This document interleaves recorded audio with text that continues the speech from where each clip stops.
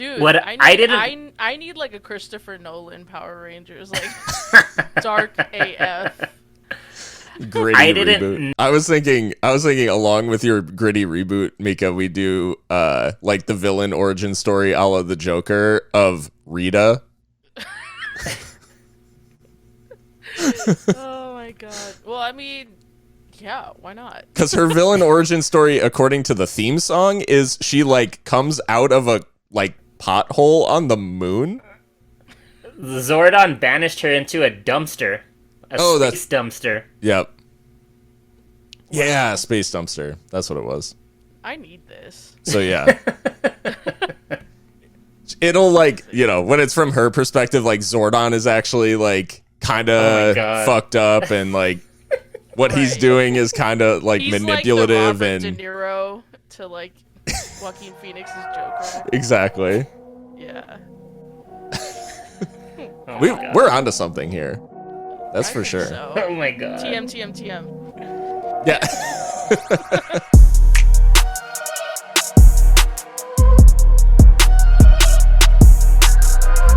Hello, everyone, and welcome to Seriously Loco, the Seriously Crazy fan podcast for El Paso Locomotive FC, a proud member of the Beautiful Game Network and brought to you by Roughneck Scarves and Icarus FC.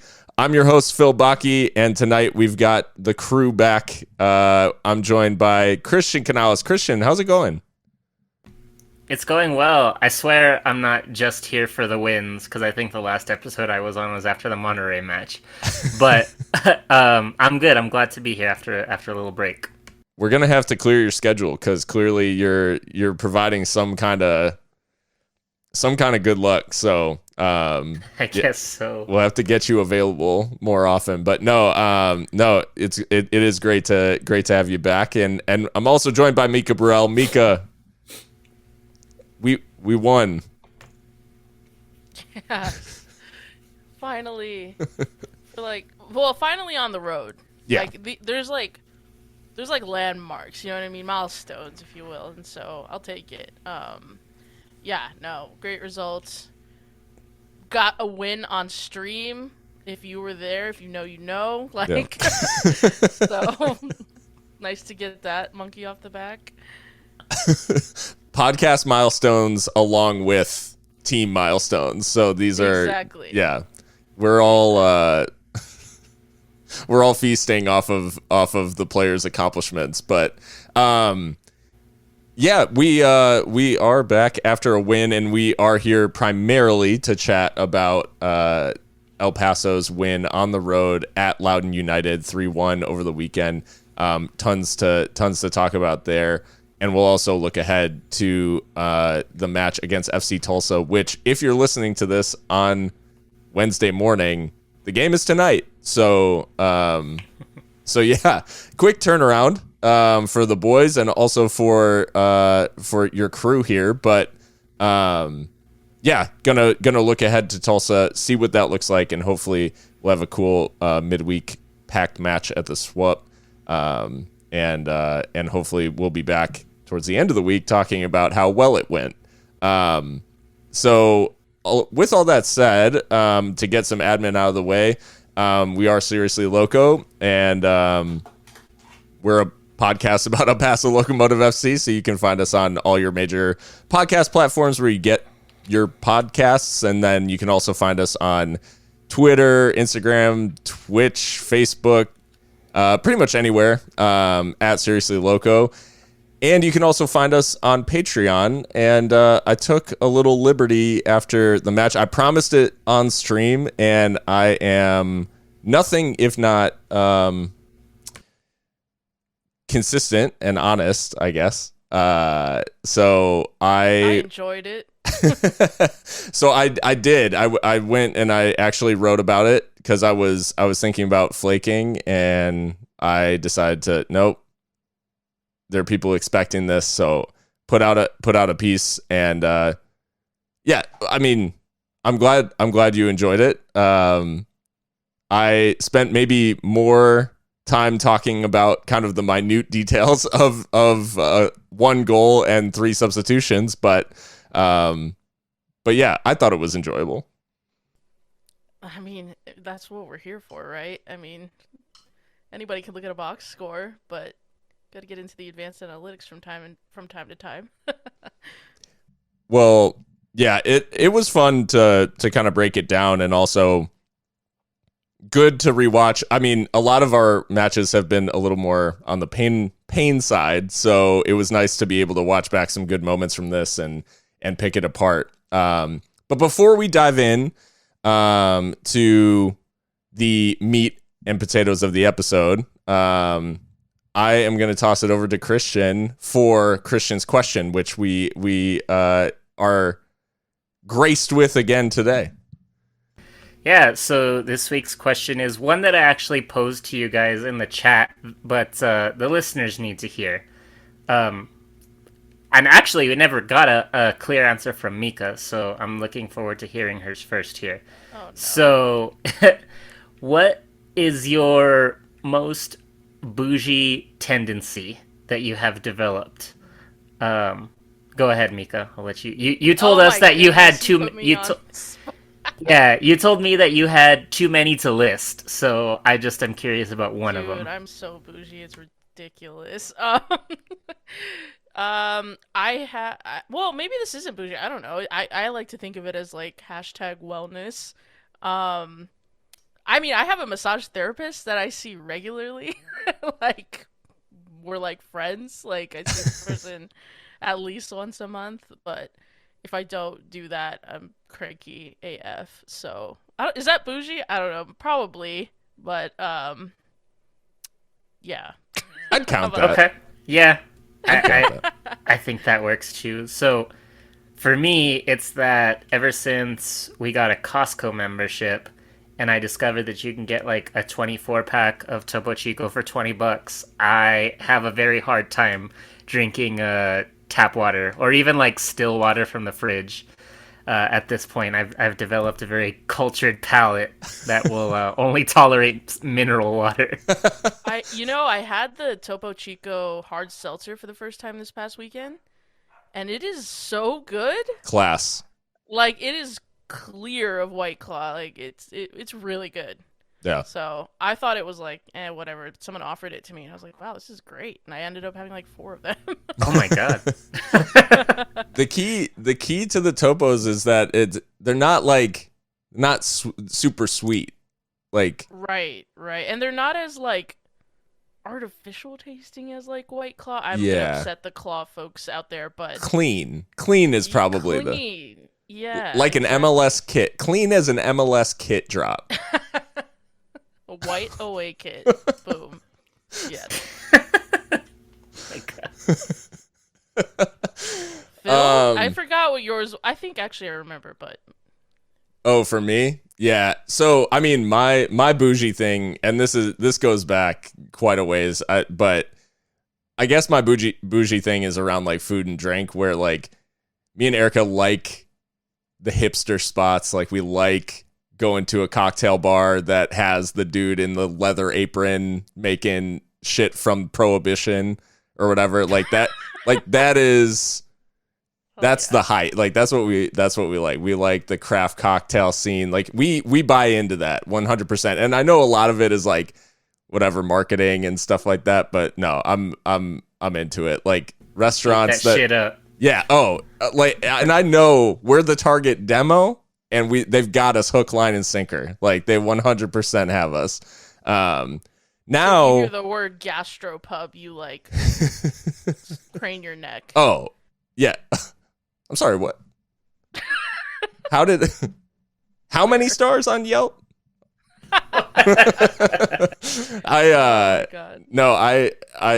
And with COVID going on, I think like I've gotten more, ever since that started and our ability to go out was like limited more generally. I then got into like, stocking the home bar and making cocktails like on my own. So that's maybe the bougie thing I do now is I've got a bar stock full of all kinds of shit so I can make whatever, like I'll just find recipes and like try cocktails and stuff. So anyways, which speaking of, we're having a bit of a celebration tonight. Because this is officially, I guess. This is officially For making it official. our 100th episode. Hell yeah. It's 100 like overall. Like we didn't always count the Getting Loco series in the like count, but I believe this is 100 recordings of Seriously Loco, which is insane. Yeah, we are. I mean, we're kind of well into season 4 now. This thing started as just whatever, an idea. It's grown from there, and yeah, just excited to have 100 under our belt. Certainly not the end of the story by any stretch of the imagination. Hopefully this is numbering in the several hundreds before we're calling it quits. But well, with that being said, I know each of us is enjoying a little sipper tonight. I've got well, it's probably a Tom Collins, but I'm calling it a Phil Collins because that's my so Wow. So yeah, I love that. Yeah.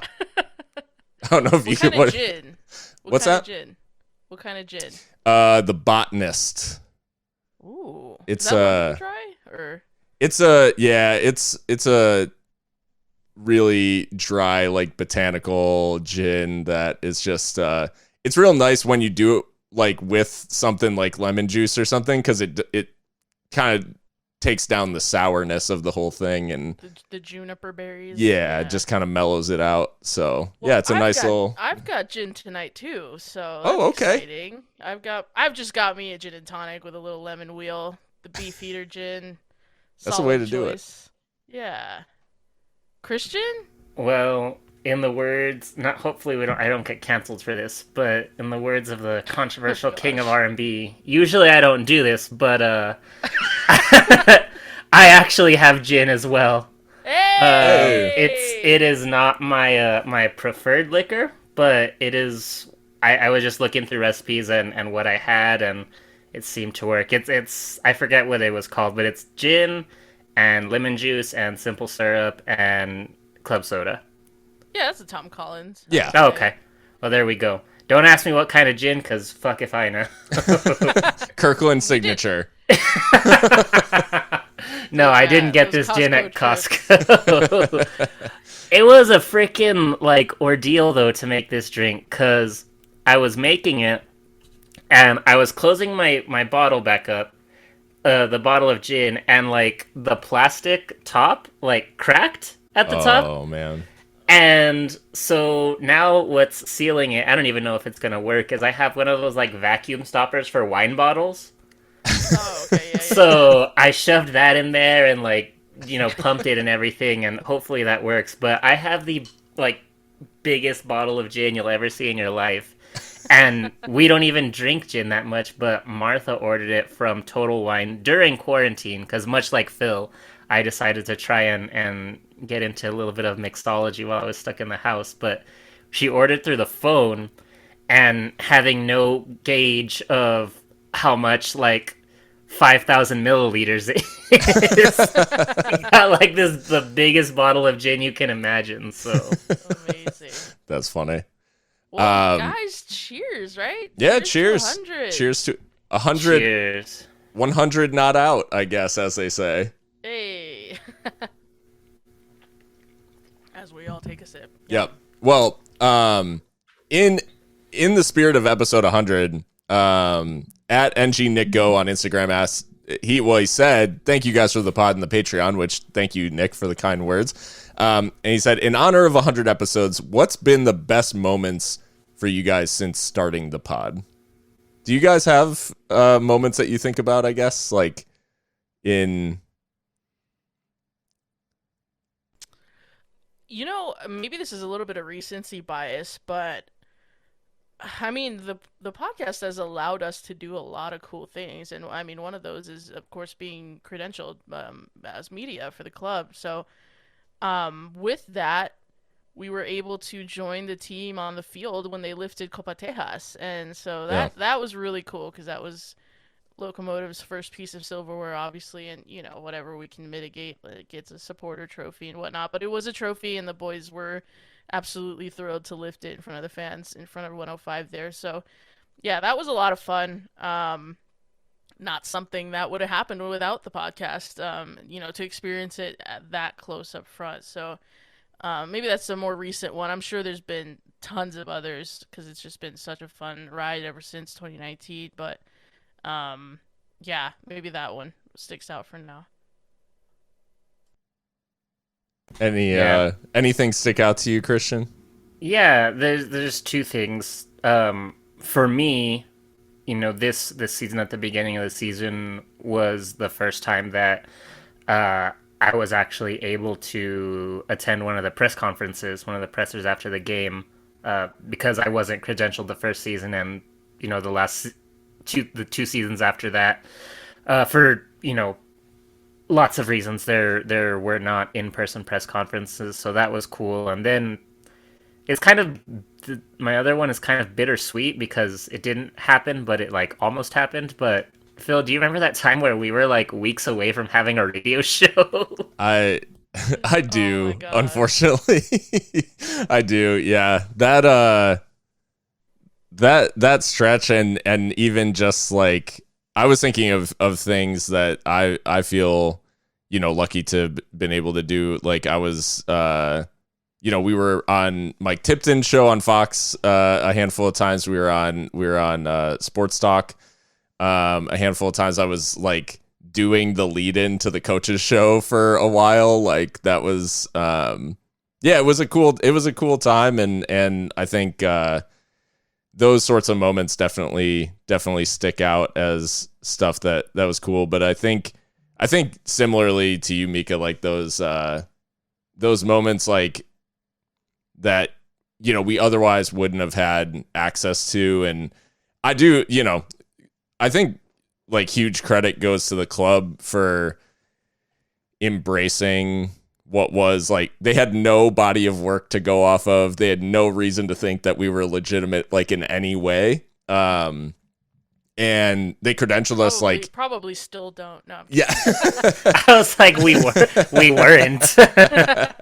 And they credentialed us from day one, season one, which was like just they didn't have to do that. And so I definitely appreciate like the fact that we've had such access to the club, and I think moments wise, like the one that sticks out, and I know this will like resonate for a lot of fans too, but the Sac Republic playoff game in season one, like watching that unfold, like even up from the press box and everything, like just watching that unfold and watching it really felt like that night is when like the city and the team had like the connection was kind of like secured.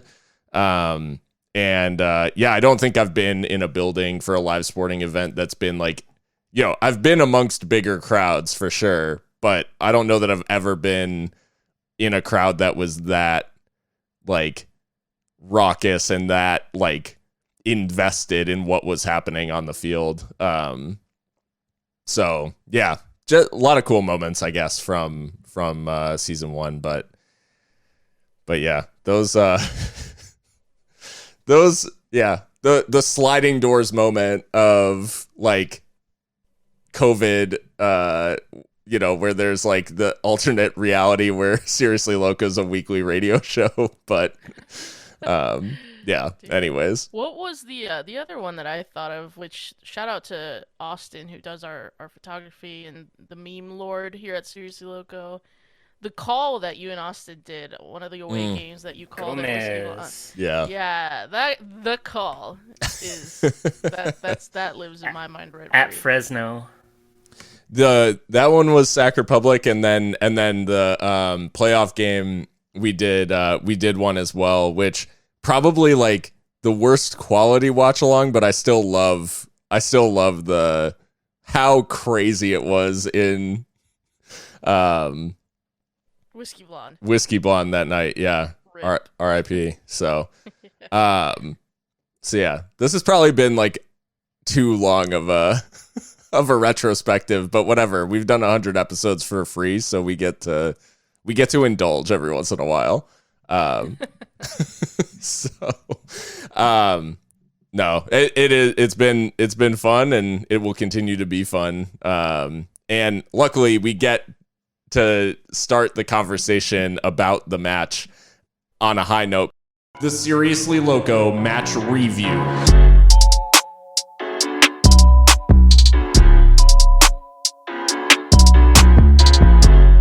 El Paso 3, Loudoun United 1 away. This match felt from the beginning like, I mean, we had the Monterey Bay match, but then kind of an immediate setbacks maybe. Well, yeah, setback. And then disappointing draw against Oakland. And then we're playing Loudoun. We know that they're a little bit, inferior opposition in terms of like, if we're still considering ourselves playoff contenders, we probably need a win here. So, job done. The starting 11 when it dropped, interesting selection kind of across the board, but and we'll probably get on to adjustments made throughout the match. But what did you guys make of in terms of thinking of this as a needed and necessary 3 points, knowing that we were in the short week and, more must wins are on the horizon. How did you feel about the lineup here? Yeah, I mean, obviously we knew we were going to have to make changes given the injury to Emmanuel Sanupe. So I wasn't surprised to see Francois slot in. Nick Hines at left back was a bit of a surprise, but he acquitted himself very well, and I'm sure we'll get onto it. But the elder statesmen are the ones that missed out here pretty obviously, with Yuma coming out for Boehner and then Calvillo slotting in for Richie. So I mean, it seemed like the idea was to go toe to toe in terms of, I guess, physical and athletic ability, which arguably for about an hour didn't really work. But Christian, I know you had probably a stronger opinion on the lineup when it dropped, right? Yeah, I mean, I don't love Borelli, not in the 11. Um, I am guessing that it was more of a like roster management type of situation than necessarily that he's lost his place, with the match on Saturday, the Loudoun match, and then we have the match against Tulsa 4 days later, and then another match on Saturday against LA. So, if I had to assume, I would think it was more of a roster management issue. But given the circumstances, because I did feel like it was a must-win game, I was very concerned with that, and that was really the only part that was a surprise to me, truly. Yeah, I mean, I think what we had spoken about previously was, Eric Calvillo in the 6. It's not necessarily like where we think he is best utilized, and we talked on stream a little bit about that. I know, Mika, but the other kind of like elephant in the room was obviously Manny Sanupe out with a relatively long-term injury. We're looking at probably another 3 to 4 weeks minimum.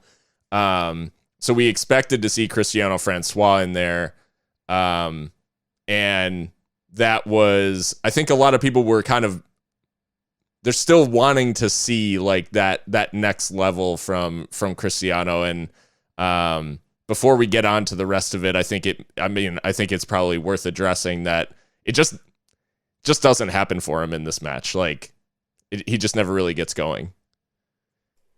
Yeah, it's interesting because he was making himself available and getting enough separation from his fullback to be the outlet, and that was pretty clear. I mean, they were kind of spamming the ball to him because he was doing well to create that space, but it's once he gets the ball or once he tries to trap the ball even is when it was kind of a letdown. I mean, I think that his first touch continues to be a concern, and and honestly, like he's a professional footballer, so I don't even know if it's necessarily like a terminal issue. It's just Yeah. like this is a guy that does not look confident or comfortable yet. And I obviously we hope that that turns around, but I think it's been a decent enough sample size that I think a lot of people just don't rate him at this point, and it's just unfortunate because I think that after Sanupe, Francois was probably the one that we called out as a statement signing based on his body of work in USL Championship. So Yeah. yeah, unfortunately for Cristiano, like it's just not working out. And at the same time, though, I think the understanding between himself and the rest of the attack is not there yet either because there were times that he tried to cut the ball back to no one in Yeah. particular. So, yeah, just another appearance for him that unfortunately, I don't know that we've moved the needle any closer to him starting if Emmanuel Sanupe is available. Yeah, I kind of touched on it. I mean, Christian, you can certainly chime in if you want, but I think like I touched on it a little bit, and to me, Francois was essentially like he was the out ball. Once we like, if we were playing through the press, it was hey, find him, and then we'll kind of go from there. And it was always he was so isolated that it felt like his job was like beat the fullback and then make something happen. Where if the fullback knows that his job is stop you dribbling, like, and not stop you passing, or maybe if I cut the passing lane, he'll go past me or something like that. Like he basically like the fullback was never presented with a dilemma of, oh, he might link a play. He might do something else. He might check back inside. Like he was so on an island that it felt like his only option was get to the byline and cross. And that's just it. It just isn't. I mean, we've seen in the goals that we score this season, like that's not how we're scoring goals. Like the goals are being scored because like the play is linked through midfield and into the attack and from wide, switching play, like checking back inside and yeah, play it to the winger, like play it to the fast guy and have him try to beat his man. Like that's not how our attack has like functioned when it's worked. So Yeah, I mean, Mika, you compared him. I know you meant this from a physical perspective, but you compared him to Adama Traore early in the season. But goddamn, I didn't know he was gonna play like this season's Adama Traore because he's got the pace, he's got the physicality, but God, can you do something in that final third, please? It's very frustrating. yeah. Yeah, and I mean, he looks frustrated with himself too. Can't be easy for him because I think he probably felt the weight of the expectation given what he was able to do for Miami. So yeah, it's just unfortunate, honestly, for Cristiano and for us and for the team. Yeah. To be fair, The opening hour was not a banner hour for really anyone involved, and particularly Matt Boehner, who unfortunately like is diving in to block a shot. There were a few moments where Loudoun threatened throughout the opening half, but 28th minute, they're in edge of the area trying to take a shot. Matt Boehner slides in to try to block it and has his arms raised as he dives in. The shot strikes his arm, penalty for Loudoun, which Sammy Kadiri, sorry, I almost said Sammy Kadira because we talked about this on stream. This is wish.com Sammy Kadira. But yeah, he dispatches the pen and Locomotive down 1-0. I guess question, is it a penalty? And what did you guys make of the play, I guess, around the circumstances around it? yeah, it's a penalty for sure. I think Matt knows what he's doing there. He's an experienced player. He's trying to be clever and turn away as the ball is struck, but his arm is way out, in an unnatural position, as they say. This penalty concession is funny in a way because it is for my money, the best move that Loudoun United put together all game, and we were punished for it. And it kind of goes back to Phil what you said earlier in the season when things were super bleak is like everything good that the opposition does is resulting in a goal. And so there was a little bit of that creeping in when that happened. Like, wow, the one good thing that our opposition does, we're like punished in the worst way that you can be punished by conceding a goal. So it was hard not to feel like a little doubt at that point because it was a good counterattack, some nice one-touch passing around the area, and then it just strikes Matt's arm. And the penalty is taken fine. I mean, it's fine. It hops up a little bit. Pitch was kind of cutting up, but yeah, it was one of those where it's like, geez, can we get a break?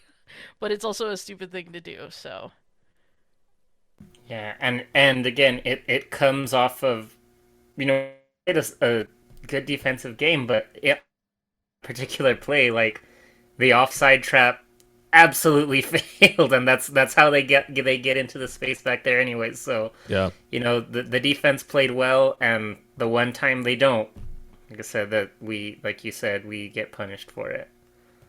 We talked about it on stream, and then I touched on it in the piece as well. Like a lot of this was coming down, Loudoun's left, our right flank, and because Harry Brockbank is, as our fullbacks are, like instructed to get up the pitch, join the attack and all that. There was space in behind, like where he was vacating that space, and they were playing that out ball to Diarra, like all the entire first opening hour, like that was the out ball.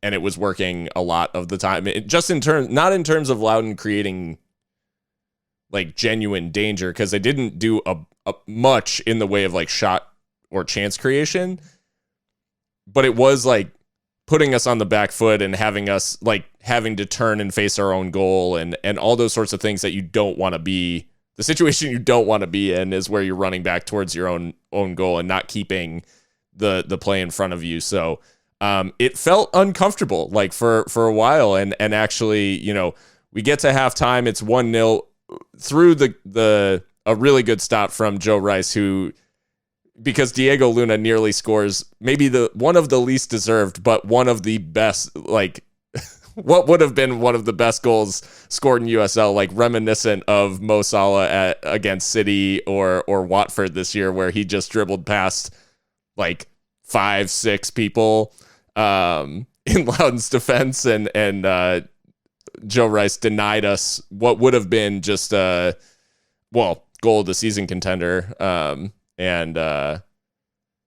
Yeah, for that he had to pay a price, and we'll get onto that a bit later. But we go into halftime down 1-0. Not a lot going on, looking a little vulnerable at times, and not doing a ton in terms of chance creation, although I will give an honorable mention to Nick Hines, who probably should have ended the first half with an assist. Got to the byline a couple of times, cut the ball back to the penalty spot, which is exactly, what you would want him to do in that situation. And the cutbacks were going all the way through the box, unfortunately, and not finding Locomotive feet. So at halftime, Yuma comes on for Boehner, but the real changes come on 60 minutes, which we'll get into in a little bit. And just after the changes, Lucho is played in behind by a lovely outside of the boot pass from Diego Luna, which just dies on that turf in behind. Joe Rice rushes out, doesn't get to the ball, gets Lucho first, and Locomotive find themselves back in the game via a penalty. the Trivella pass. I mean, I think, did you say on stream it's something Ricardo Quaresma would be proud of? Something like that. But the way it just bends around the Loudoun back line. We saw Eder Borelli do that earlier in the season too. Something similar, but this one, I mean, a better team doesn't let Diego Luna have the time to do this. Let's be honest. But either way, it's absolutely beautiful. And Lucho times the run really well because I thought it was offside in real time. But um, yeah, he forces Joe Rice into a decision, and the decision's the wrong one. Lucho is actually very clever too, though, with the ball roll to make sure that he commits to that challenge, and he gets it all wrong. And yeah, like you said, paid the price for that sticking out that paw earlier against Diego. I mean, Christian, for you, the Loudoun commentary was convinced that this was not a pen, and Rice gets to the ball before Lucho does. I mean, every time I've looked at it, I can't say confidently, yes, this is absolutely a pen. And I think it's because we don't have a good angle. Yeah, everything we see is kind of right. Not it's directly behind, Lucho and the goalie and the ball, so it's hard to see exactly what happens. So I mean, I have to defer, I suppose. Because I couldn't confidently say, oh yeah, that's a PK all day. Not like with Boehner's handball. That's right. Absolutely a handball. But this one is questionable, but it went our way, so I'm not gonna sit here and argue it. That's one where you say, even with VAR in place, which obviously not in USL, but like, if it's given on the field, I don't think it gets overturned. Like that's basically the vibe of this is like, there's not enough to overturn it. He gives it on the field. So we go with that. Like, and I'm good with that. And we deserve it. God damn it. This season's been hard. Well, Lucho is the latest to stake his claim on becoming the designated penalty taker as he gives us that signature stutter step run up and coolly slots home. I mean, we've talked about takers in the past. It looked like Gomez was probably that guy, but then unfortunately hits the post against Oakland. So, I mean, is it just, are we like playing pickup basketball where it's like just shoot till you miss? Like that's the, like take pens until you miss and then it's next man up? Well, it should not be Richie, like, at all, I don't think. Josue, I mean, he did score one, and then he missed one, but I think Lucho should probably be the guy, just because, I mean, the run-up itself is indicative of the kind of player that we're dealing with here. Someone supremely confident in their abilities, no matter what the game state is.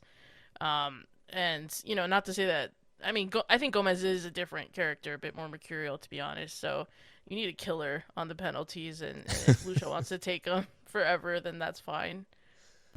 So I have two things to say. One is I feel like a rule change that I would be behind is the person that gets fouled should be the one to take the penalty kick. That's just my thing. That might be controversial. That's just how I feel about it.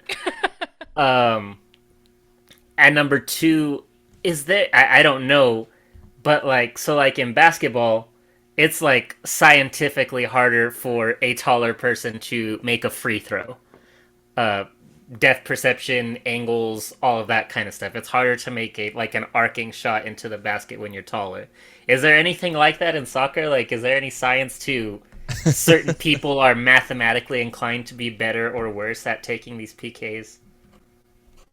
That's interesting. I've never heard of something like that. Yeah, I haven't seen any research on that. So we'll have to check it out though. Now I've got to Google this because I didn't know that about basketball. Isn't everyone screwed? Like they're all tall. Well, I mean, there's a difference between like 6'3" and like 7'2". That's true. Like Shaquille O'Neal is like notoriously the worst free throw shooter in history. 11 inches, in fact, is the difference between 6'3" and 7'2". So math is mathin'. Yeah, because like when you're taller and like the way you like visualize the basket, it's harder. You're more inclined to like shoot your shot with less of an arc, and therefore it's like less likely to go in the basket. That actually makes sense. So that's why like the best shooters are like the point guards, the smaller guys, and statistically the worst shooters are the taller forwards and centers. I don't know. Maybe I'm just like drinking the pundits Kool-Aid, but it's always felt to me like penalties in soccer are so mental Mm-hmm. and emotional. Yeah. Obviously that can't always be the case. There is skill involved. It is not as easy as it looks. But interesting. Yeah. I did not know that. Today I learned. Yeah. Benzema Panenka in a Champions League semifinal. Like that's the You're like, a penalty is so good when people like forget that City won that game. Yeah. That is not how it felt. But anyway, getting off topic. So Lucho's got his first. He will get his second a bit later. In the meantime, our star boy, Moon Boy, I guess, as he's lovingly known, but Diego Luna gets a goal of the week contender, which it is still up for goal of the week for the vote. And this goal I did break down in detail, but this goal is great. One, because it puts Locomotive ahead in the game, and from there, like it did seem like we were the only likely outcome from there was a Locomotive win, or at least, aside from a couple of nervy moments, it looked like we were gonna get out of there with the 3 points. But this is a goal that is truly a team goal and goes really like back to front in terms of how it's constructed and winning the ball back in our half and immediately going and capitalizing at the other end. Christian, I'm curious what you thought of this first. Of like the build up or the goal itself or both or all of it.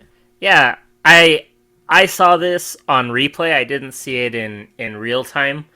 But I mean, it was just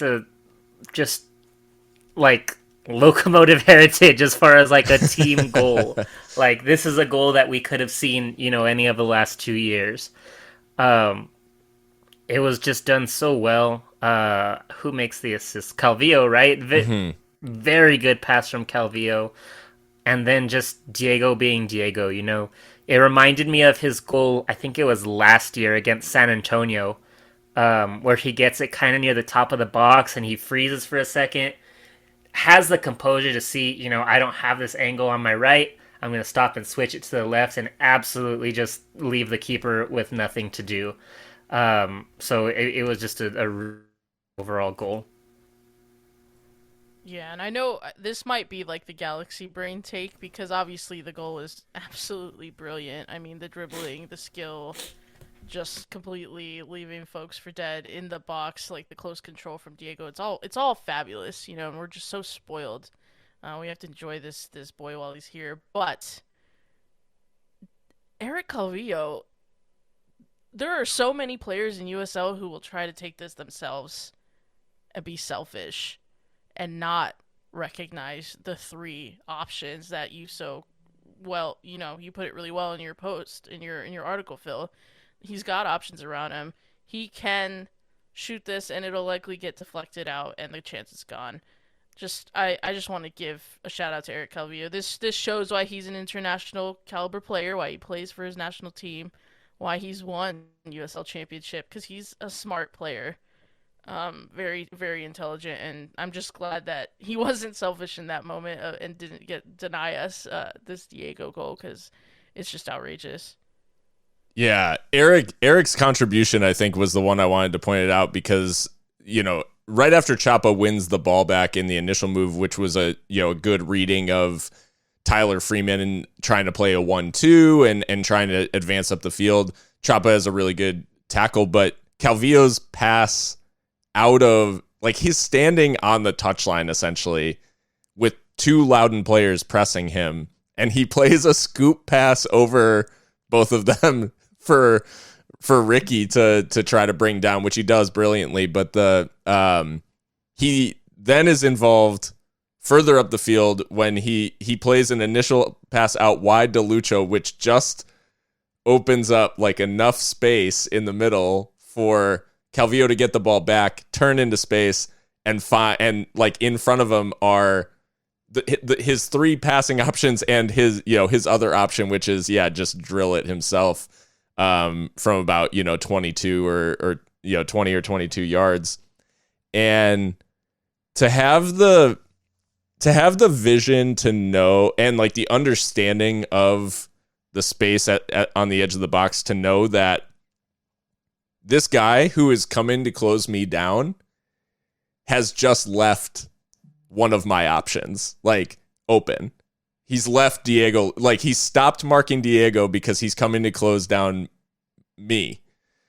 And so if I can get it past him, Diego's got one less thing to worry about, basically. And so he picks probably like the least obvious option because all his momentum is going like to his left because he's turning to his left, all of those things. He's got Gomez. Zacharias is absolutely screaming at him for the ball in the center of the box. And he chooses the option back to his right and actually flicks the pass without looking at Diego like out that way. So yeah, Calvillo, like absolutely, he was kind of at the start of the move involved in making good decisions, but then makes like the crucially correct decision. And it's not like the greatest pass of all time in terms of getting it to Diego because it does kind of get stuck under Luna's feet, and like he ends up sorting it and doing his madness. But yeah, I did want to point out like Eric is vital in like the construction of that goal, and his involvement in the defensive third and then in the same move in the offensive third suggests that, hey, Eric as an 8 is really like what we should be looking for, because if he's held further back, that's limiting his contribution and like what he can do in both phases of play, really. Yeah, and if I could be a little bit critical, because I think when we get on to how the substitutes really made the game turn, before that, our midfield was out to sea. I mean, the balance of this Luna, Mahrez, Calvillo trio is not right.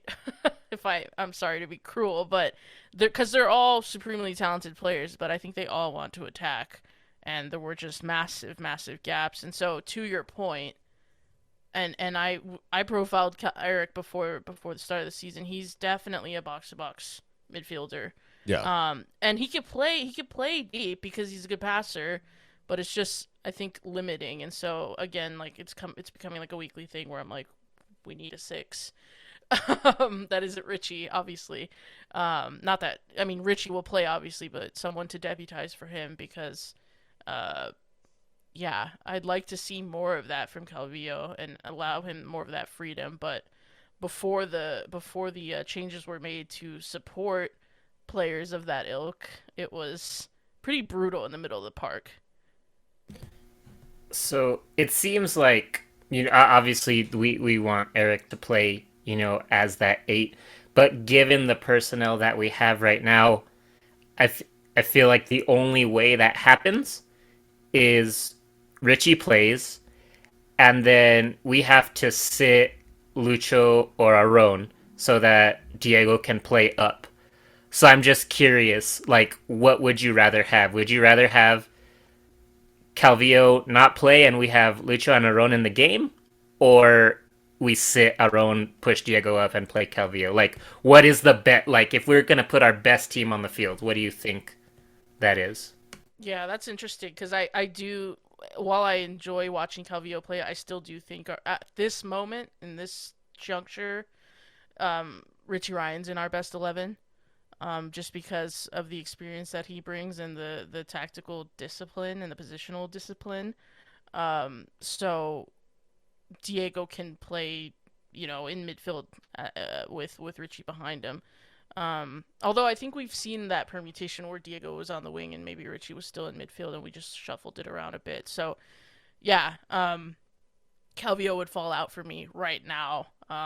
If you're putting a gun to my head, Well, but I think maybe I didn't phrase it correctly, or you misunderstood. So it's not so much a Richie or a Eric. It's Eric or Josue or Lucho.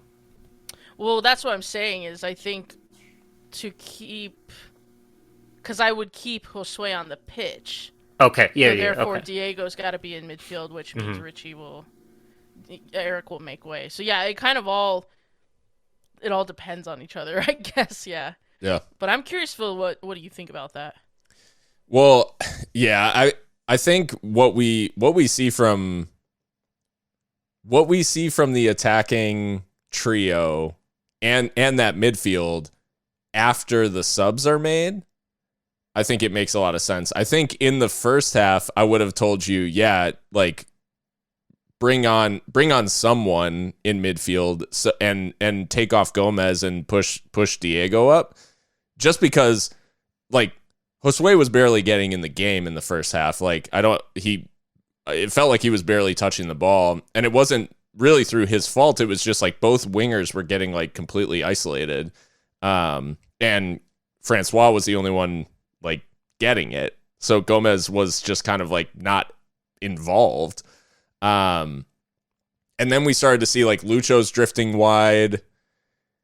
And so Gomez is kind of drifting inside, all that stuff, but he just wasn't as involved in proceedings. So I would have said at halftime, if you told me like, who are you taking off? I'm like, well, it's probably Aron, just so we can get something in midfield, like some kind of, meat in midfield. And the way that Hutch goes about, and this actually, I think goes on nicely to our question on the subs, but the way that they made the changes in practice, it made it unnecessary to bring Josue off, because we really just made changes to how the other positions were playing around the midfield rather than make like wholesale changes in midfield. So at Jake Konecki on Twitter asks, or he said, the 3 subs at the 60-minute mark seem to change the game. I really like that we have hustle players like Chapa and Zacharias to come in and outwork the other team. But, which totally, because high energy players who just really put in the hard yards, as they say. But this change was also about systemic changes, because we saw Eder Borelli, Chapa Herrera, and Ricardo Zacharias come on 60 minutes, and it was really a change of how the team was playing rather than just like switches in personnel. Yeah, I mean, Zacarias and Chapa Herrera are 2 players that I think every coach would love to have, because they will do whatever you ask, and do it to a high level, and work really hard for the team. And we were trying to figure out on stream, like, where is Chapa playing? And it was kind of like auxiliary everything. Right back, I think, for sure. He tried to stabilize that area because, as we said, that area where Brockbank nominally plays was getting targeted pretty significantly. Mm-hmm. So Chapa was really important to shutting that down. But like Ricky just is amazing, like how far he's come. Because if you when he joined the club, like if you told me he'd be this crucial now, I don't know if I would have believed it. I definitely thought he was just like a squad player at first, but oh man, he's really really good. The pace, the strength, that back heel, Yeah. like what? It's amazing, and the club knows it too because they're plastering that highlight everywhere, and by all means. Yeah. So yeah, no, but to your broader point about it wasn't necessarily like for like changes, but more like a change in approach, and looking for a response. I think John Hutchinson got it absolutely right with the players that he introduced. And Eda Burley on that other side too was crucial in keeping moves going. He and Yuma are both like excellent at that, at making sure that we keep the ball. So yeah, I mean the substitutions, like I've praised Hutch for this in the past, but like I think we're seeing this skill of his consistently. And I think that this one, where it comes in an emphatic win at the end of the day, in what could have been like a pretty drab draw, is important. And I think it's important because it transmits a degree of confidence to the fans. Because, I mean, I posted it on Twitter. Like, I'm just gonna say it right now. Hutch's subs were excellent, and like a fair few people agreed. Yeah. And so that's nice to see. Yeah. Duke Keith as well. So if Duke's co-signs it, I mean, then it's law. Yeah, of the subs, Christian, of those three, we obviously, the tangible change in the match occurs in that all three of our goals come after the subs are made. But, for you, like, was there one that seemed the most impactful, like, of the subs that come on 60? I don't think so. I mean, I think that all three of them were just, they all were so important. They all changed, the face of the game, and I don't think that the scoreline ends the way it does if one of them is left out. I think that they all had a really key role to play. So I don't think we could say that any one of them was more important than the other for this match. Yeah, I do think, like, the way that we switched up, like, how we were playing, and addressed, like, we recognized that, hey, this outball in behind, like, the space where we're having Harry get forward, the space behind him is being occupied by a Loudoun player who's receiving the ball, like, basically every time they get on the ball. Recognizing that, making the change to Chapa, who, I don't know that we've ever seen him play right back before, but it was way less about, like, playing right back and way more about, like, hey, this area of the pitch is yours to shut down. Like, anytime that they have the ball here, you're going to be pressurizing, making tackles, like, getting possession, shielding the ball, winning fouls, like, doing all of that stuff that we see Chapa do typically in midfield. And he was just doing it in, like, a different section of the pitch. But it was, like, the same stuff that we typically ask him to do. And I thought that was really...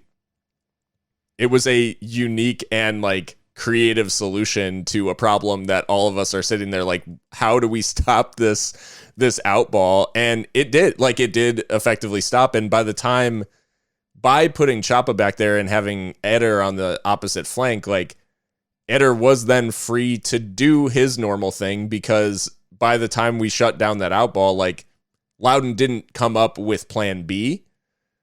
Like, in the final half hour, there was no, like, oh, well, they've shut that down, like, what do we do now? They kind of just kept going down that same wing and just running it down blind alleys, and that was, yeah. So credit to Hutch and the staff for figuring things out and making that it's like those subtle changes and nothing like totally earth shattering, but putting Chapa in that space is not like like an obvious solution to that problem, and they figured it out. And then I think you're right to praise Zacharias, because he's like, this performance is not going to show up in terms of, like, stats or any of that stuff. He probably is a little unlucky, because I think he drills in, like, a really good cross for Lucho that is just, like, almost too hot to handle at the near post. But his touch, the ball, like, stuck to his foot all night, which was crucial, because he started to become an outlet for us. And if it's bouncing off of your outlet, you're never going to keep the ball. And he was constantly, like, taking good touches and playing, like, simple passes under pressure, which is just, like, for the out ball, like, that is what you need. So anyways, like, just seeing that, he's not going to get, like, he's not going to pop up on FOTMob's algorithm as having, like, an amazing game, but his contribution was tangible for sure. And and crucial in the end, because we do see his involvement in the second goal. But we got prior to Lucho's dagger, as you would say, there were 2 red cards in this match. The first went to Loudoun for a stamp on Andrew Fox. Watching it back, I'm like, I don't know how I missed this, but on stream I was like, I don't even know what happened. He just stamps on Andrew Fox, like, right in front of the referee. Off the ball too. Like, yeah. Nowhere near. It's like totally inexplicable. And it's like, this referee has main character syndrome. Like, he's going to send you off. Like, this guy's been waiting for you to do this all game. I wonder what Foxy said. Because what would provoke that? You know what I mean? Like, I don't know. It's Tuesday, isn't it? That's a good impression of Andrew Fox, by the way. Christ. To which Leontti's just like, no, sir, you're done. Bam. But there was also a red card to Locomotive. Were we able to identify the staff member that was sent off for time wasting, I think? It looked like Dom walking away. But Yeah. like, it was so quick that I'm like, nah, like, this ref is totally... The ball goes into the bench area, gets like absolutely like whipped into the bench area, and the referee immediately sends off, I guess, Dom. Yeah, I don't know. That's who it looked like on camera. But I mean, this is back to back now. Well, San Antonio, where we had the Diego Luna's red card that we didn't know about. Now this one we couldn't tell you. Like, they're just making it up as they go, guys. Like, I guess we'll don't find know. out Wednesday night. We'll have to I keep guess an eye on the so. bench on Wednesday night. There is though the dagger from Lucho. So as the clock is ticking towards the end of stoppage time, this was a move that started with Evan Newton, actually, and the ball gets rolled out, played down the wing. Zacharias plays, as you stated, an absurd back heel into Dylan Maris, who has Lucho running ahead of him, and in this case, Lucho is screaming for the ball and receives it and is able to finish past Joe Rice at the near post. I think if Lucho hadn't gotten that pass, like, it may have been an awkward trip back to El Paso.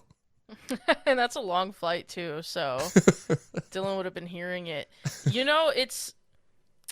I thought for a split second that the angle had gone, like it was too acute, but then I realized who I'm speaking about, and this is Lucho Solignac, and he absolutely smashes it across Rice, who, I mean, God bless him. I don't think you're stopping that just because of the power, and it's a great goal, and he gets the brace, and it's nice because, we were deprived of Lucho's talents for a little bit there, but he looks like he's fully in form now.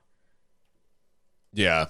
It's good to see Lucho back amongst the goals. He took that one really confidently, and he almost, like, because he beats Rice at his near post, essentially, but it's almost because it looks like Rice is covering the middle of the goal, and Lucho almost bends it behind him, like, with the side of his foot. Like, he's expecting him to try to slot it, like, maybe between his legs or something like that, and he actually takes it to his left-hand side, like, further away from the goal, if that makes sense. Like, a more acute angle to get it behind the keeper.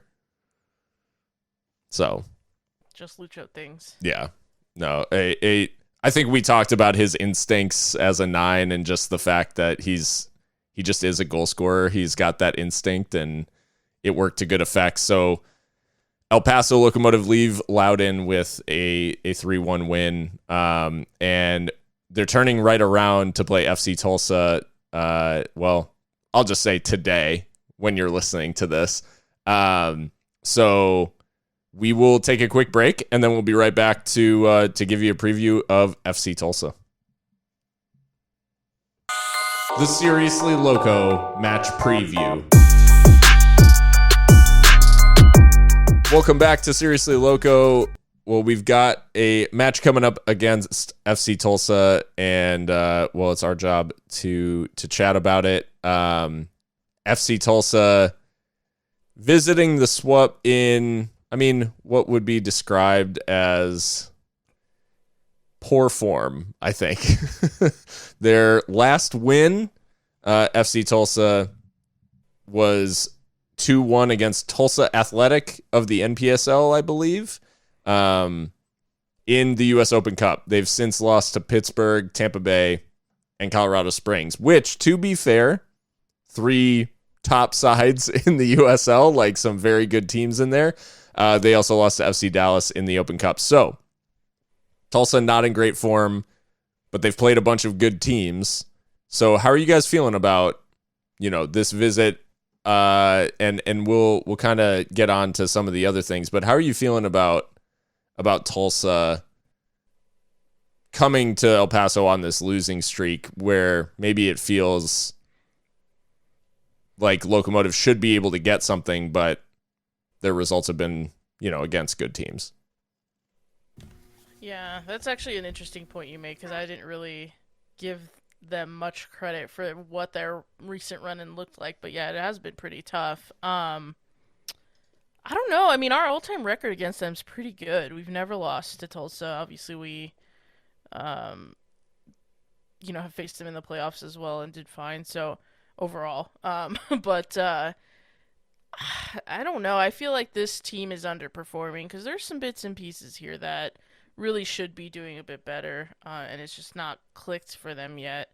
But as far as, there's definitely areas where they can be gotten at, but then there's definitely things that they are strong at that we are not good at. So this could be a tasty matchup in that regard. No, go for it, Christian.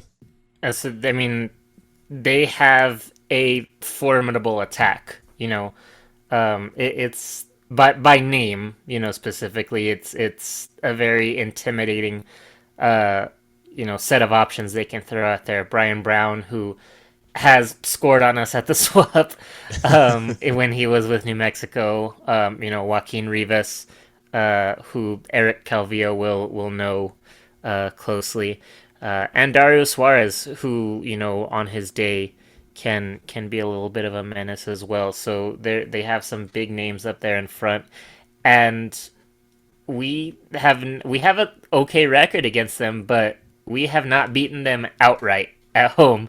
We actually have had more success on the road against them. So hopefully we'll see better things this time around. But like Miko was saying, their record is might not be indicative of who they are, and I'm still, obviously I'm still very uncertain about Locomotive. We're just coming off a win, that's fine, but still, so far our 2 wins have been against Monterey and Loudoun. We've yet to put in a good solid match against a good team.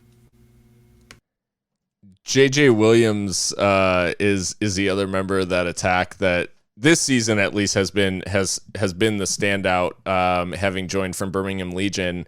And the interesting note about Mr. Williams is that he is a native of Clovis, New Mexico.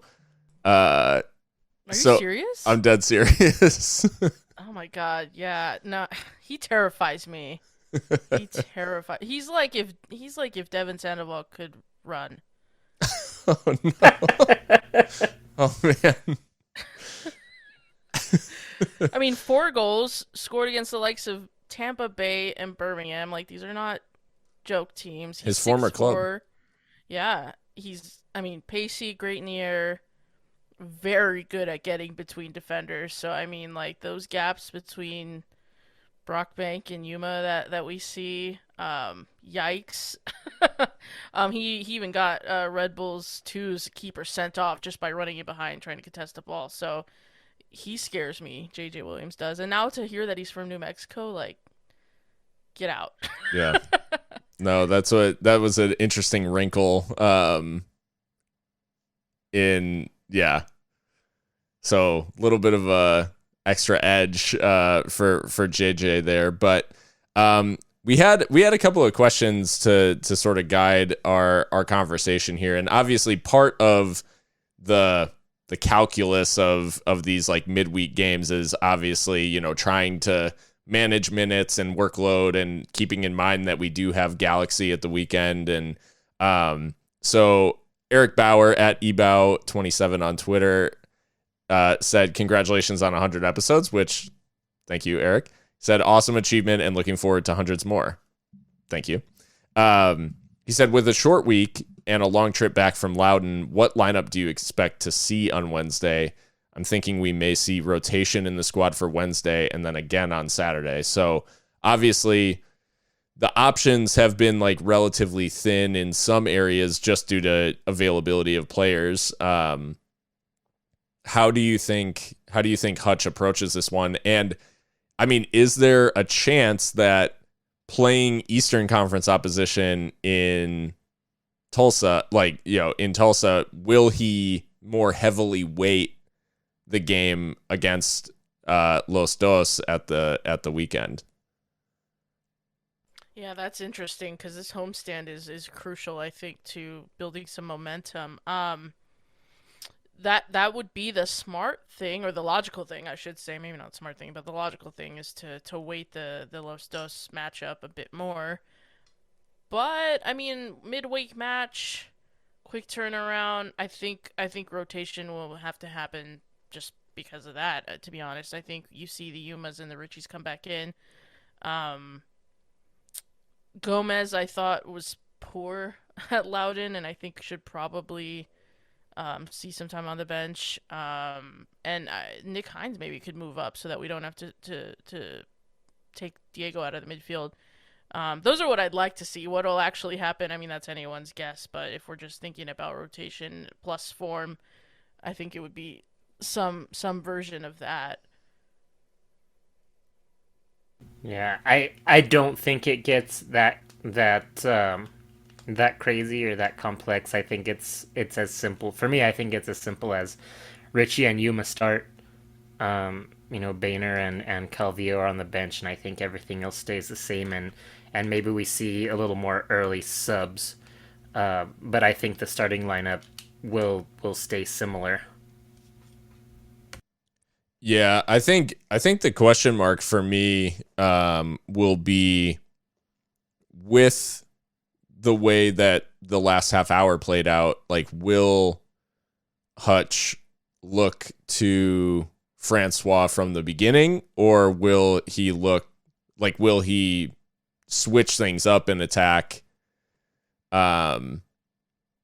in order to maybe use Francois as an option off the bench, or do we see him back in there because he played 60 minutes? Like, maybe he is back in there from the start. So that's the big question mark for me is like, does he stick with Cristiano? Because it just didn't really work against Loudoun.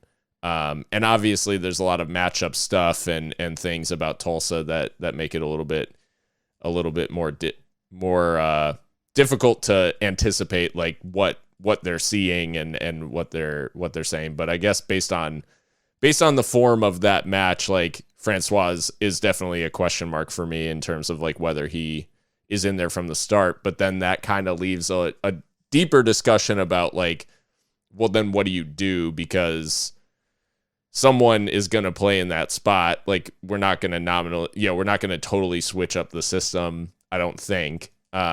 So that's where it becomes like a little bit difficult to predict, because it's like, does he, I guess, what did he really take away from this game? Because there won't be a lot of time in training in between these matches. Essentially, like, they travel back on maybe Saturday night they left, or Sunday morning. So Monday typically Like after a win, they probably did film and like maybe some light training on Monday. They probably trained today, or some light training today, and then they play tomorrow. So I mean, it's not like anyone's won a spot over the last, in training over the last couple of days. It's gonna be like, what did they take away from this last match in terms of like the lessons learned? So I guess it's just like, do they wait Francois' like inability to assert himself on the match, or do they wait like Gomez being like less impactful than he has been recently? So it'll be interesting to see for sure. And I mean, Mika, you did mention it. This is a midweek game, Eastern Conference opposition and all that, but this is part of a crucial homestand. It is part of a chance to build some momentum. The team desperately needs it. I think like even just looking at, playoff odds and all that stuff, like it's still very early in the season, but as those numbers dwindle down and it you have more and more teams to overtake, it obviously becomes quite difficult. So at Fernie Elias on Twitter said, obviously the goal is to win each game, but do you think winning the next two quick games is a must, like to boost the team's confidence and forget the start of the season? From the start to now, I can see a vast improvement. I'm sure y'all have too. So, I mean, is it just like that simple that, I mean, these games become must win just because we are trying to turn around the vibe of the season? Yeah, because I think it's easier, well, not easier, but I think there's naturally a bit of dissonance between the fans' opinions of the club and poor form on the road. But when you're playing poorly at home, the toxicity, if I could use that word, is palpable. And so, yeah, I think it's absolutely crucial that we get maximum points out of these next two games. Tulsa, I don't want to discount them in any way. Like I said, I do think that they are underperforming, but I think that they can be got at. And they're a wounded animal right now. We need to take advantage. We need to not be the team that lets others get back into form, right? I think I said this last time too. Goodness. And then with Los Dos, I mean, they'll be flying high after what they just did to Phoenix Rising and what they've done to us in the past. Yeah. With that absolutely shocking 5-0 towards the end of the Mark Lowry tenure, as it were. So, I think that this is absolutely crucial that we take 6 points. And, I mean, it's as simple as that, I think. Yeah, I mean, you have the opportunity to take 9 points in 7 days. So I think that's huge for where we're at right now. And these particular games, against Tulsa and against Los Angeles, not that Los Angeles is any slouch so far this season, but we face Pittsburgh after that on the road, and then Sacramento again here at home. So those are our two tough matchups that we have coming. So I would say, on paper tougher than Tulsa and Galaxy. So I think we have to take what we get here, because who knows what we're going to get from the next couple. Man, going to Pittsburgh is not a matchup that you want. They have these boys like really going to far-flung like Pittsburgh. Come on, give me a break. 2 seasons ago, it was like unthinkable for us to go to San Diego, and now it's like, oh, Northern Virginia, Pittsburgh, who gives a shit? Whatever. Yeah. Oh my god. So the one thing we talked about, Tulsa's goal scoring, and from like their, from their strengths, that is definitely where their strengths lie. The goals, though, over this run have dried up a little bit ever since they lost away to Pittsburgh. At home to Pittsburgh, I should say. At home to Pittsburgh, they turned what, people in the USL term Bob Lilly. He's a well-known quantity in the league in terms of the manager of Pittsburgh. They were able to turn a Pittsburgh game into into a shooting match, where they were, like it ends 4-3, way more chaotic than what they would typically, Pittsburgh would typically be involved in. But since then, they haven't scored more than one goal in any of their last 3 games. So it has dried up a little bit. And I think, as evidenced in, a 4-3 loss, and then they concede 3 to Tampa Bay as well. Defensively, not as strong. And they do right now have 12 goals for, 15 against. So a little bit of like a Locomotive story, I guess, like, in that the offense was firing, but they are still leaking goals pretty consistently. Yeah, I mean, talking, I guess, first about Tulsa's weaknesses defensively, obviously, is that's clear. I think Tulsa, I watched a bit of them today to get prepared for this podcast, and they do this thing where if you can make it to the edge of their area, they panic. They absolutely panic, and I don't know why that is, because Sean Lewis is one of the best goalkeepers in the Western Conference, maybe not the league, in my opinion. Like, he's someone that I wanted Locomotive to take a look at, and just, he's quality. He's under siege for this Tulsa side. He's faced the most shots in the league with 39. He's tied for second most saves made with 24, which that's nice. You make a lot of saves. But no, that means that your defense is absolutely selling you out. I don't know why there's this like panic stations as soon as they get into their own box to start defending. Like, you see the body language completely change in some of these matches that they've lost substantially. And the reason I make that connection to Sean Lewis is I wonder if he's not transmitting like confidence to his back line, or if they're just not good enough. I'm not sure what that is. And in particular, and this is to your point as well, Phil, about like maybe some parallels between them and Locomotive. That right-sided partnership of Rodriguez and Bourgeois, that's where we'll find joy, and that might be a reason to play Diego on the left in this one, because that space between them always seems to be on. And these are 2 good players. I mean, Bourgeois is experienced. Rodriguez is an El Salvador international. Calvillo will probably know him. But the partnership there is not right for some reason, not like it is on the other side of the coin. So, those are the 2 things: is getting into that area to make them panic, and then maybe targeting that right side.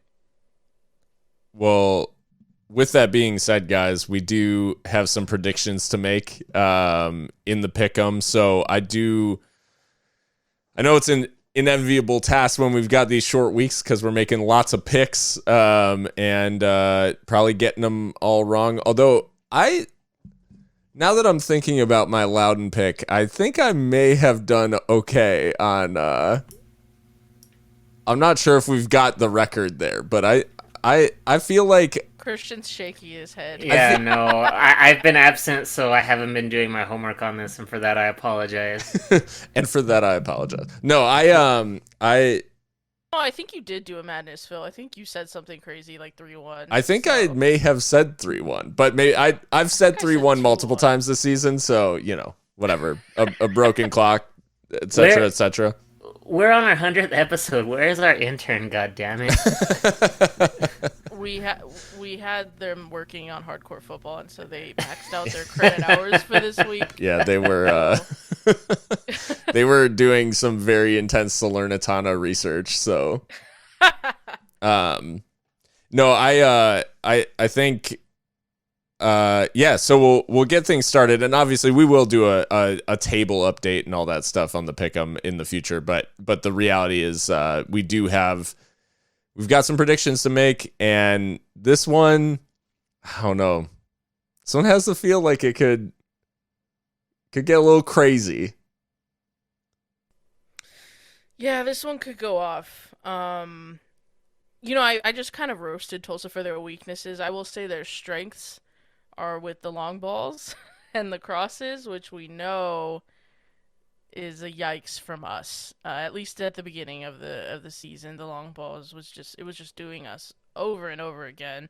That left side of the pitch, especially Gabriel Torres, the Brazilian left back, like he can whip them in. He crosses early. So with that being said, I don't think there's a clean sheet in the off for El Paso Locomotive. I think it will be. I'm gonna go 2-2. Um, this could turn into perhaps a shootout. Hopefully, by saying that, I've just willed the most boring 1-0 you'll ever see. But I'll go 2-2. Yeah, I was gonna say that as well, Mika. I mean, historically at home, that has been the scoreline both times we've played them at home. Oh, The really? I didn't even remember that. Yeah, 2-2 in 2019. Noche de Um, Locos. yeah, Oh, Gomez snap. and Okay. Kiesewetter scored in a 2 minute span. Like right Um, at the end. Wasn't that like a 93rd minute or 80 and 81st oh, minute. 80 and 81st. Okay. I was actually in Cancun getting absolutely wasted on mojitos at the poolside bar that night. I remember it well. I What was a not flex. I was not at that match. But I was upset that I was enjoying it myself that day, but I was very sick and Noche upset. de locos indeed. Damn. And then in the playoff match, that was actually the scoreline. Carijo had a brace that game. That's right. We have no Carijo Yeah. to save us this year. Um, Who's but who's a scorer for you, Mika? Before we get Christians. Oh, I forgot. I forgot. Yeah. I say Diego every damn week, but I should change it up. I mean, it's not a bad shout, is it? Uh, Scorer. I'll go Lucho. Yeah. You heard it here first, Diego hat trick. I'm gonna be sick if that happens. That is happening. It's nailed on. May as well go to the bookies now.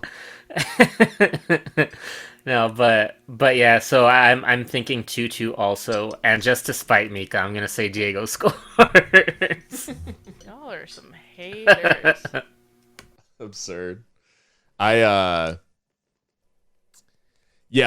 mean, I think, well, we've seen some crazy matches, but I do want to give credit to Locomotive in the sense that we are quite a ways removed from, the 5-4 against Vegas.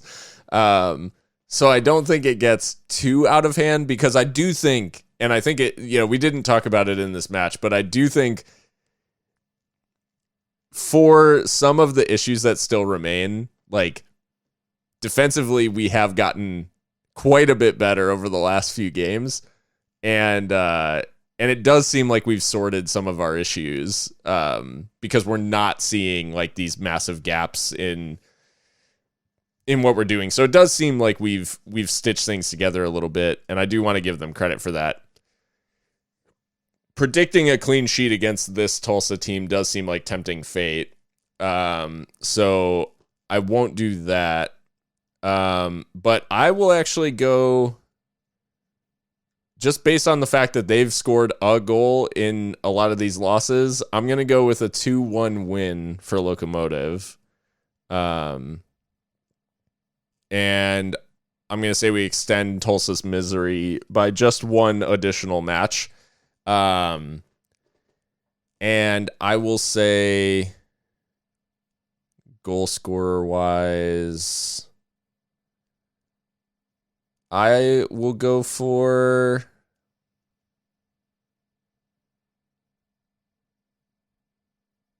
I'll go for Gomez bouncing back. He just seems, I mean, he does love a goal at the SWUP, so I think when we're attacking the eighth notch end, I think he gets one. Love it. But yeah, so I did want to give some credit where it's due to the defenders, because they have put in quite a bit of work in making us less of of a meme because Vegas just. I'm thinking like in terms of chaos, like this could reach. It has the potential for that if we're not, if our defense is not serious in this match. Well, speaking of Vegas, the bookies seem to favor us. Okay. So, see. I'll take it. I'll take what we can get at this point. By the way, has anyone ever just thought of like how unhinged it is to bet on USL Championship like that? If you do that, come out. I want to hear about it. You have a like. I don't want to. No judgment, but like, just make sure that because you may have a gambling addiction. Like if Speak for yourself. I might heavily judge you. I'm just saying that like if you place bets on a sporting league where essentially like the ego of the referee can decide the outcome of the match like that's. The betting odds are purely based on referee assignments. But they do though, because there's books for it. Like I can't. I mean, it's fascinating to me. Like I would love to know who does it and why. Especially if you live in like California and you're betting on like Eastern Conference. Like I want to hear about this. The other way around. If you live on the East Coast and you're betting on games that kick off at like midnight.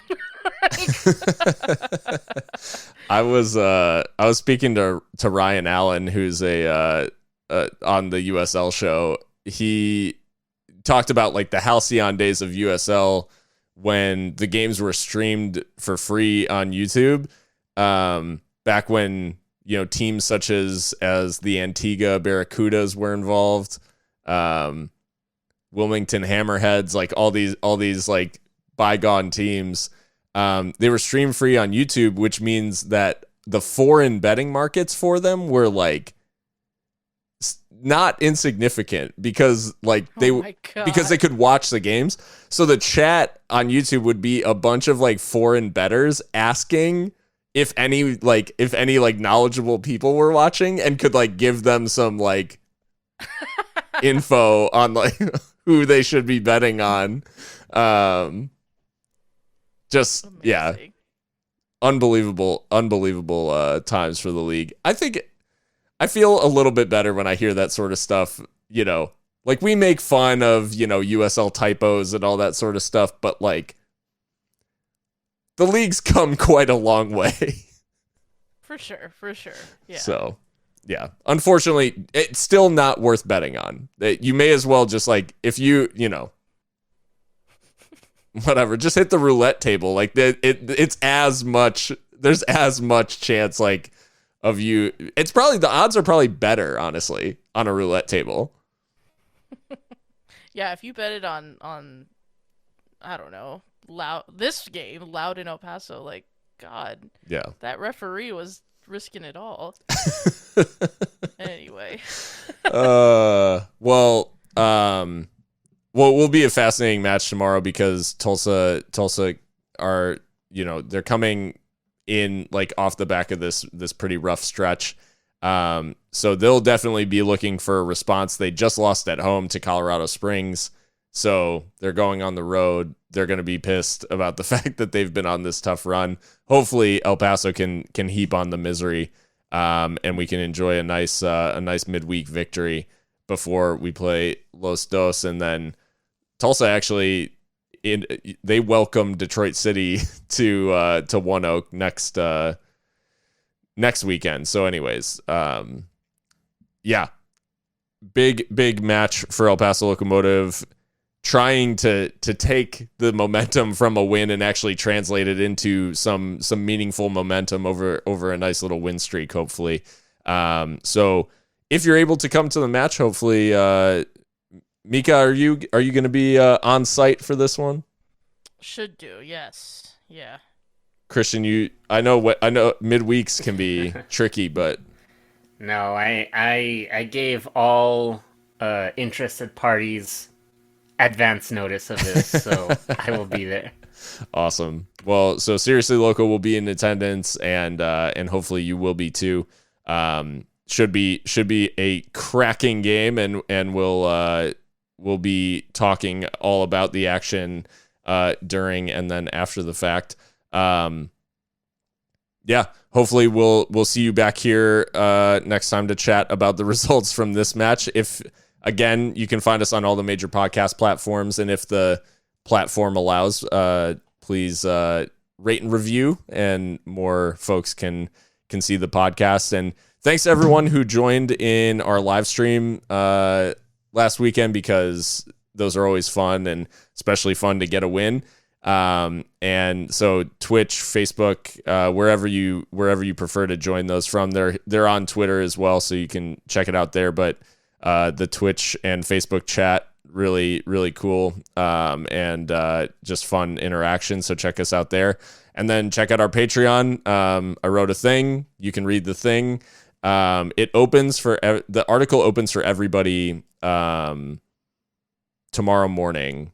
Just before, basically like before the match, so you guys can get caught up if you're not subscribed. If you are, then you get all that stuff just as it releases. And with all that being said, have fun at the match, and until next time, stay loco.